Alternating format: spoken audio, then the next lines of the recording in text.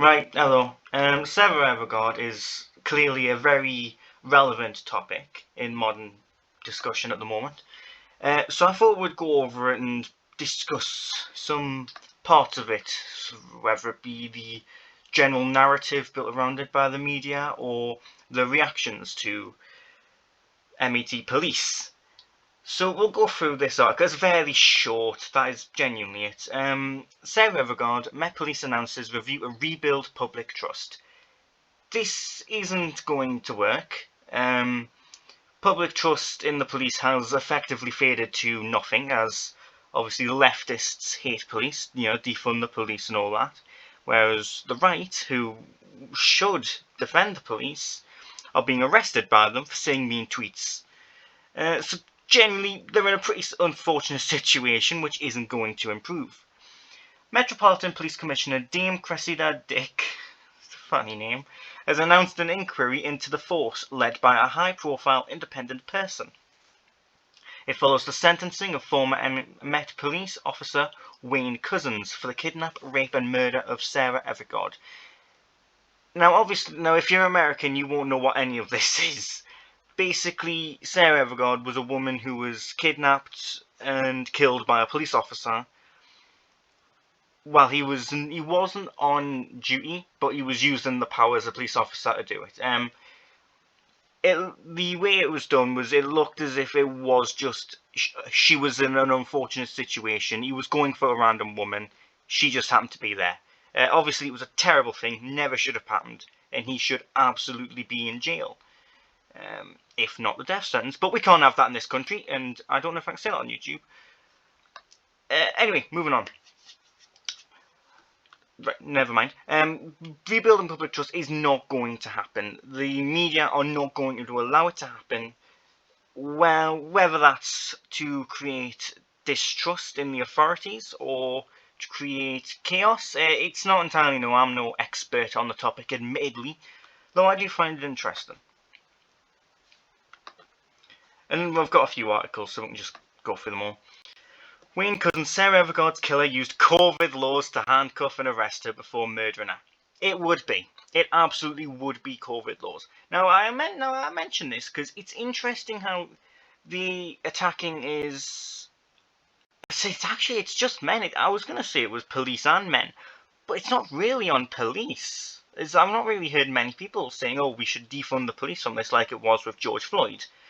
Not to say those situations are in any way similar whatsoever, but the narrative built after it has just been against men, despite the fact that it was the very COVID laws that the left, or authoritarians really, as a lot of right-wing people agree with it, it was the very laws that they pushed which was used to murder her. Obviously, I disagree with COVID laws. They're a blatant violation of human rights, and this should never have happened. Couzens, 48, used his police ID card and posed as an undercover officer to kidnap Sarah. I don't think we'll go through the entire article, but we'll just read it so far. A serving police officer who kidnapped, raped and murdered Sarah Everard falsely arrested her for breaching COVID lockdown restrictions, a court heard today. Obviously, shouldn't have that power in the first place, shouldn't have been able to use it. Though, had he not used that, he would have just went for something like disturbance of the peace, so it's not really avoidable that way. Wayne Couzens, 48, posed as an undercover... I've just read that. Couzens, who was serving officer with the Metropolitan Police, snatched Miss Everard as she walked home in Clapham, South London, on the evening of March 3rd. The sexual predator, who had clocked off from a 12-hour shift that morning, went on a rape and strangled the 33-year-old marketing executive. Prosecutor Tom Liddell QC told the court that Miss Everard was detained by fraud after Couzens used his warrant card and handcuffs, as well as his other police issue equipment to effect a false arrest. Obviously, police should have warrant cards, handcuffs, and but shouldn't be used in this situation. I feel like you'd be hard pushed to find someone that disagrees with that. I think that's a fairly lukewarm take. He added that Miss Everard was led in her cousin's rental car and driven back to Kent in a lengthy ordeal and 80-mile journey that led to her rape and murder. I'm going to ignore that word. I don't like that one. She must have realised her fate, Mr. Little told the Old Bailey.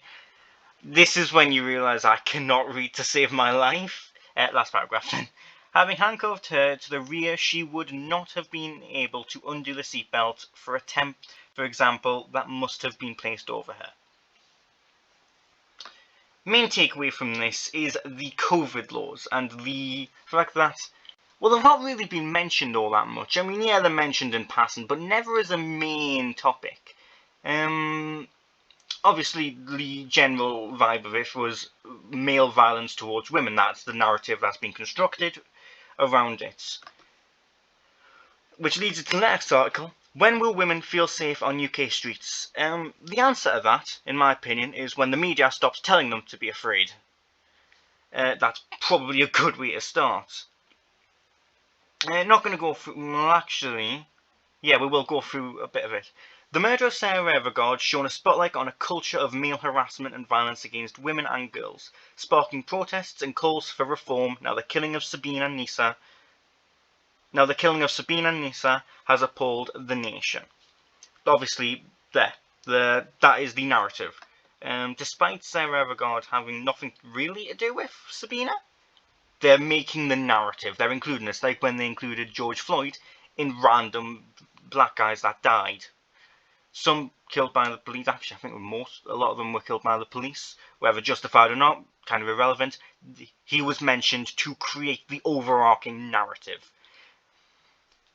That's effectively all I wanted from this article. So I thought we'd go on to how does the narrative hold up. So obviously in 2018, 681 people were killed.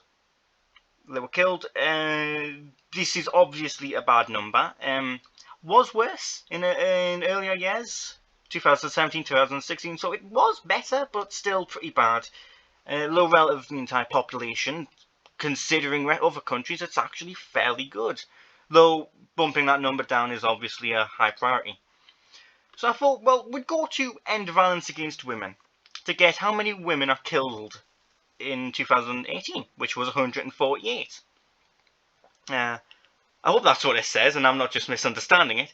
But from my understanding, the femicide census femicide's a weird word, details the 149 women killed in 2018. That implies that was the total number. I could be wrong though. But I thought, we'd do a couple calculations. The total number of people killed, take away the amount of women that were killed, gives us the amount of men that were killed. Now, obviously, I don't feel like I have to tell you, but that is obviously a bigger number. 532 is bigger than 149.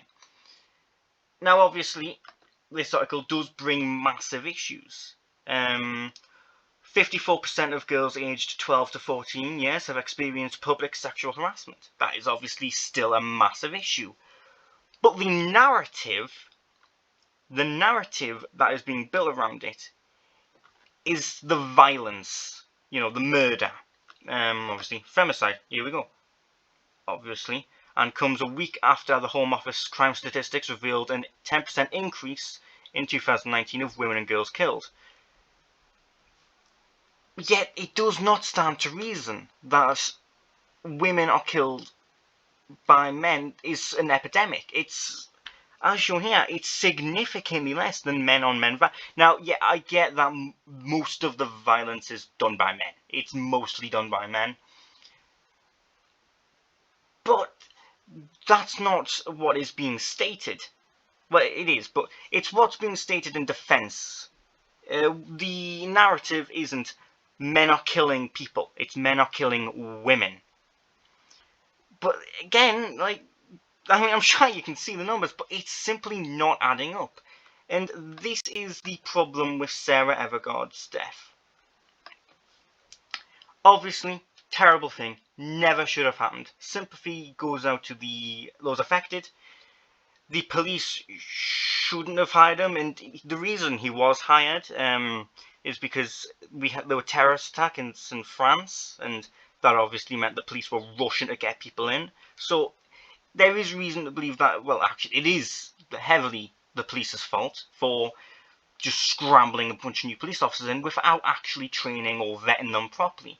And obviously, too much power in this country. I mean, imagine if she said something offensive then. Then it would have just been hate crimes instead of COVID laws. Obviously, violations of human rights. But this is the general point of the video, I suppose. The police are to blame for not vetting him. He is to blame for doing the crime. That is it. The narrative that men are committing violence against women at a high rate, or femicide, which I'm pretty sure is just a turn on genocide, though I could entirely be wrong, is simply not added up by the facts. Again, that Statista. Statista's fairly good. It's fairly trustworthy. And obviously, you know, I chose End Violence Against Women. They would give the most charitable interpretation, obviously, because it's their cause. I mean, obviously, you'd get a cancer research place talking about how bad cancer is. I mean, that's what they want money for it, obviously. But yeah, that's effectively it. The narrative does not compete with reality. That's about it. Bye.